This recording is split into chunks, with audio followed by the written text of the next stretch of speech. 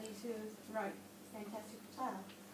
And I'm also a proud grandma of two lovely girls who are 6 and 7, so they give me a lot of inspiration. But I wrote 6 of the stories in this book.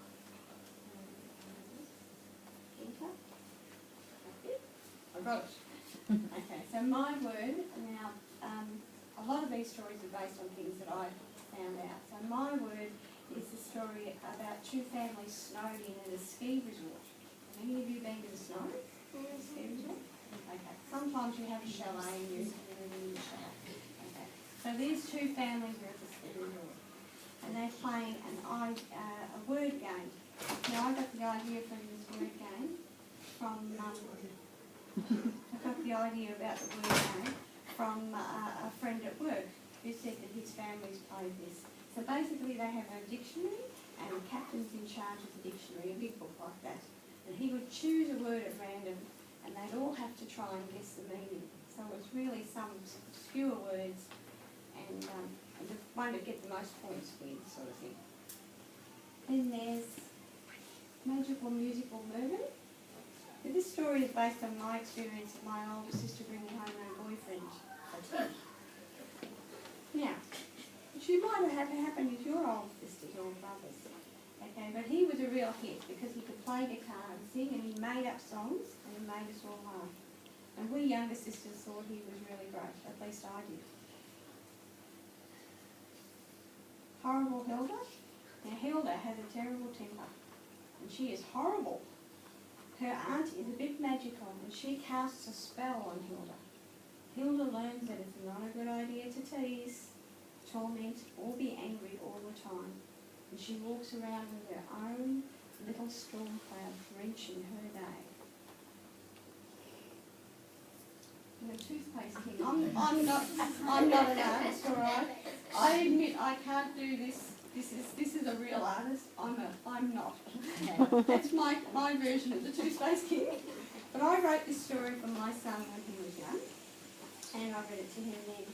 But TC is short for Tartar Control. He is the prince in his father King Kevin's land. When his father becomes ill, he sets out to find a cure. TC loves his father and wants him to rule toothpaste land as he has always done. This is my take on fairy tales.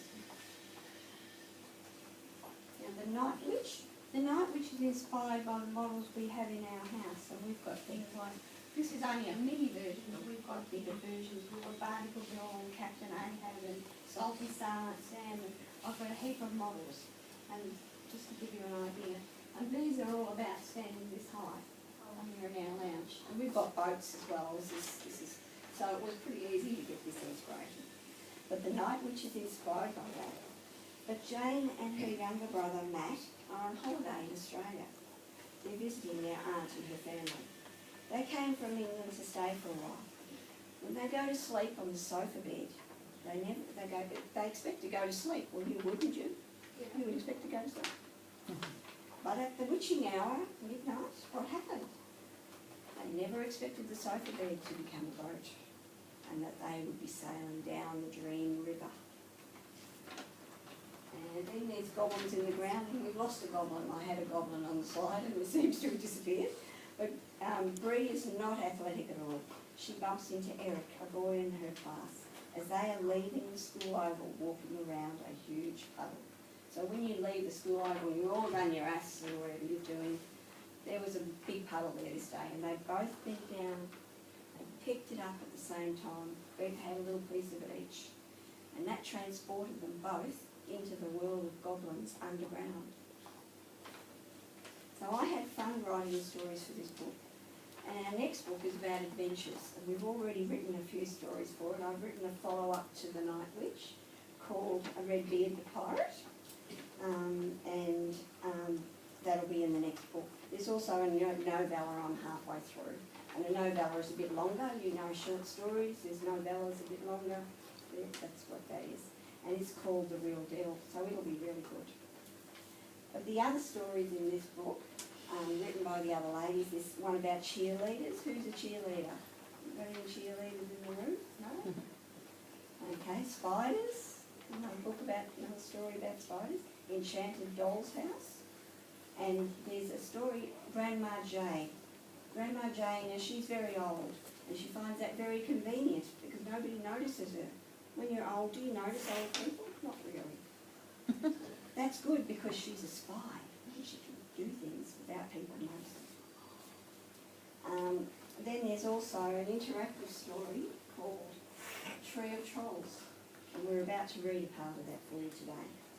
So this is where you say, it's an interactive story, you say, really? Really? Yes. So now I'll hand it over to Kate to read the story. My voice is not too good today, so I'm going to leave it to them to read it. Okay. Right.